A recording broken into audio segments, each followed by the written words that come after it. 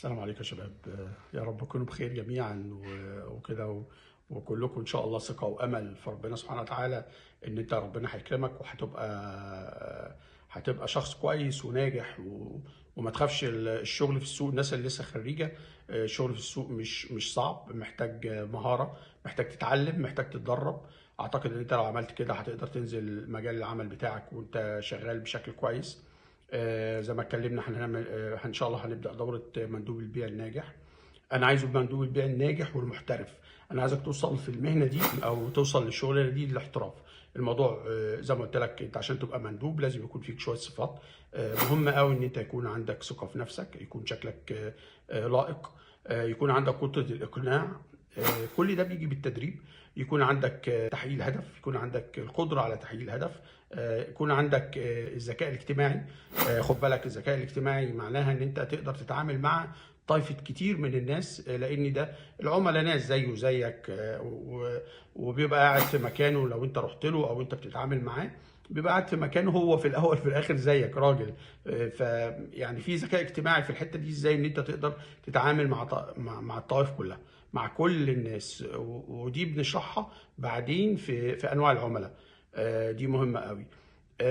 قناه اليوتيوب ان شاء الله مدرسه البيع هتلاقي فيها ان شاء الله كل اللي انت عايزه في حته ان ازاي تبقى مندوب بيع ناجح.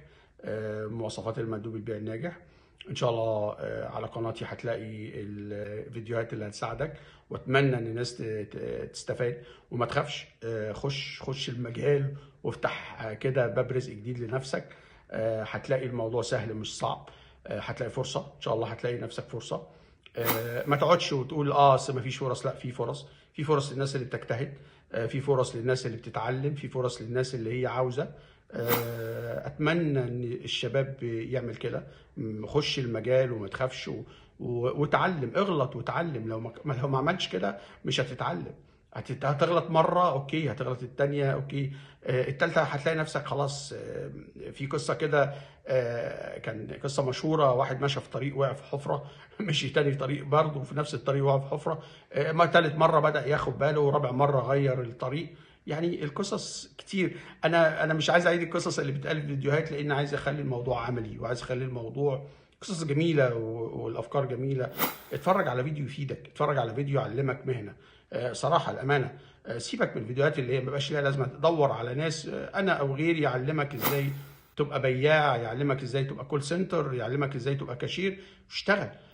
يعني هي دي اللي انت ابدا دور عليها، ويبدا الشباب يدور عليها. اتمنى يعني ان شاء الله تكونوا شخص ناجح في حياتك وفي شغلك. اتمنى تستفاد. ونتقابل على قناتي على اليوتيوب، قناه اليوتيوب مدرسه البيع ايهاب الماحي.